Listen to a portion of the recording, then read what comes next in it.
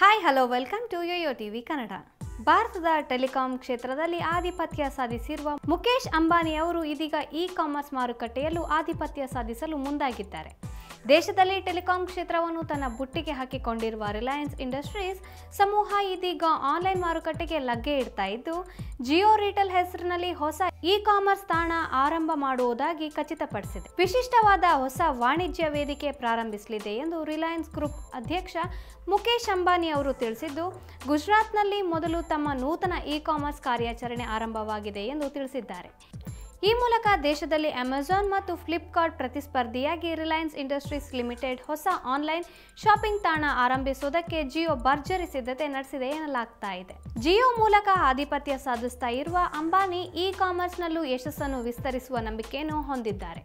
ಭಾರತದಲ್ಲಿ ಯಶಸ್ವಿ ಉದ್ಯಮಿಯಾಗಿರುವ ಅಂಬಾನಿಯ ಮೂಲಕ ತನ್ನ ಮಾರುಕಟ್ಟೆಯನ್ನು ವಿಸ್ತರಿಸಿಕೊಳ್ಳಲು ಜಾಕ್ ಮಾ ಕೂಡ ಅಂಬಾನಿ ಜೊತೆ ಸೇರ್ತಾ ಇದ್ದಾರೆ ಎನ್ನಲಾಗ್ತಾ ಇದೆ. ಹಾಗಾದರೆ ಏನಿದು ವರದಿ? ಜಾಕ್ ಮಾ ಅಂಬಾನಿಯ ಹೊಸ ಇ-ಕಾಮರ್ಸ್ಗೆ ಹೂಡಿಕೆ ಮಾಡುತ್ತಿರುವುದ ಹಣವೆಷ್ಟು? ಅಮೆಜಾನ್ ಮತ್ತು ಫ್ಲಿಪ್ಕಾರ್ಟ್ ಕಂಪನಿಗಳಿಗೆ ಭಯ ಉಂಟು ಮಾಡುವುದು ಏಕೆ ಎಂಬುದನ್ನು ಮುಂದೆ ತಿಳಿಯಿರಿ. ಭಾರತದ ಇ-ಕಾಮರ್ಸ್ ಮಾರುಕಟ್ಟೆಗೆ ರಿಲಯನ್ಸ್ ರಿಟೇಲ್ ಎಂಬ ಹೆಸರಿನಲ್ಲಿ ಮುಕೇಶ್ ಅಂಬಾನಿ ಎಂಟ್ರಿ ನೀಡಲು ಮುಂದಾಗಿರುವ ಸುದ್ದಿ ಈಗಾಗಲೇ ಹೊರಬಿದ್ದಿದೆ. ಈಗಾಗಲೇ ಭಾರೀ ಹೆಸರು ಗಳಿಸಿರುವ ಅಂಬಾನಿ ಜಿಯೋ ರಿಟೇಲ್ ಯೋಜನೆ ಯಶಸ್ವಿಯಾಗುವ ಸೂಚನೆಯನ್ನು ಪಡೆದಿರುವ ಚೀನಿ ಇ-ಕಾಮರ್ಸ್ ದೈತ್ಯ ಆಲಿಬಾಬಾ ಜಿಯೋ ರಿಟೇಲ್ನಲ್ಲಿ ಹೂಡಿಕೆ ಮಾಡಲು ಸಿದ್ಧವಾಗಿದೆ. ರಿಲಯನ್ಸ್ ಹೆಸರಿನಲ್ಲಿ ಭಾರತೀಯ ಮಾರುಕಟ್ಟೆಯಲ್ಲಿ ಪ್ರವೇಶ ಪಡೆಯಲು ಕೆಲವು ಪಾಲನಾ ಹೇಳಿದ್ದು ಎಂದು ಹೇಳಲಾಗ್ತಾ ಇದೆ. ಭಾರತದ ಇ-ಕಾಮರ್ಸ್ ಮಾರುಕಟ್ಟೆಗೆ ಜಿಯೋ ರಿಟೇಲ್ ಕಾಲಿಡುತ್ತಿರೋದ್ರಿಂದ ಭಯಪಟ್ಟಿರುವ ಅಮೆಜಾನ್ ಮತ್ತು ಫ್ಲಿಪ್ಕಾರ್ಟ್ ಇ-ಕಾಮರ್ಸ್ ಜಾಲತಾಣಗಳಿಗೆ ಈ ಸುದ್ದಿ ಮತ್ತೆ ಭಯವನ್ನು ಹುಟ್ಟಿಸ್ತಾ ಇದೆ. ಚೀನಾದ ಬಹುದೊಡ್ಡ ಸಂಸ್ಥೆಯೊಂದು ಜಿಯೋ ರಿಟೇಲ್ಗೆ ಭಾರಿ ಬಂಡವಾಳ ಹೂಡಿಕೆ ಮಾಡೋದ್ರಿಂದ ಜಿಯೋ ರಿಟೇಲ್ ಸಾಮರ್ಥ್ಯ ದುಪ್ಪಟ್ಟಾಗಲಿದೆ.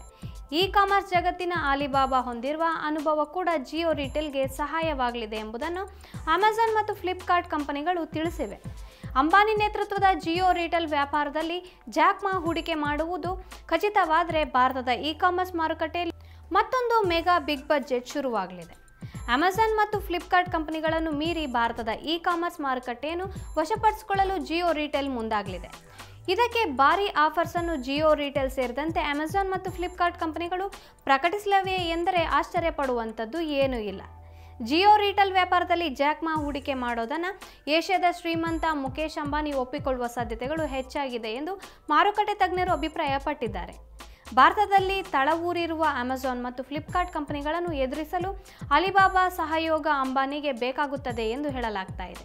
ಅಲಿಬಾಬಾ ಸಹಯೋಗದಿಂದ ಜಿಯೋ ರಿಟೇಲ್ ವ್ಯಾಪಾರದಲ್ಲಿ ವಿಶ್ವಾದ್ಯಂತ ಷೇರುದಾರರು ಕಂಪನಿ ಮೇಲೆ ವಿಶ್ವಾಸವನ್ನು ಹೊಂದಲಿದ್ದಾರೆ ಎನ್ನುವ ಅಭಿಪ್ರಾಯ ಕೂಡ ವ್ಯಕ್ತವಾಗ್ತಾ ಇದೆ.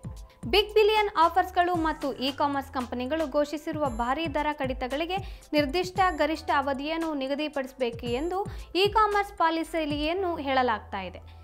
ಮಾರುಕಟ್ಟೆಯಲ್ಲಿ ದರಗಳ ಮೇಲೆ ಪ್ರಭಾವ ಬೀರೋದನ್ನು ನಿಷೇಧಿಸಲಾಗಿದೆ. ಇದು ದೇಶದ 50% 60% ಆನ್ಲೈನ್ ಮಾರುಕಟ್ಟೆಯನ್ನು ಆಳುತ್ತಿರುವ ಅಮೆಜಾನ್ ಮತ್ತು ಫ್ಲಿಪ್ಕಾರ್ಟ್ ಕಂಪನಿಗಳನ್ನು ಕಂಟ್ರೋಲ್ ಮಾಡಲು ಇರುವ ನೀತಿ ಎಂದು ವಿಶ್ಲೇಷಣೆಗಳನ್ನು ನೀಡ್ತಾ ಇದೆ. ಇದರಿಂದ ಜಾಕ್ ಮಾ ಮತ್ತು ಅಂಬಾನಿ ಸಹಯೋಗ ಸಾಧ್ಯವಾಗದು ಎನ್ನಲಾಗ್ತಾ ಇದೆ. If you like this video ಬೇಗ ಲೈಕ್ ಮಾಡಿ, ಕಾಮೆಂಟ್ ಮಾಡಿ, ಶೇರ್ ಮಾಡಿ ಹಾಗೂ ಯೋಯೋ ಟಿವಿ ಕನ್ನಡವನ್ನು ಸಬ್ಸ್ಕ್ರೈಬ್ ಮಾಡಿ.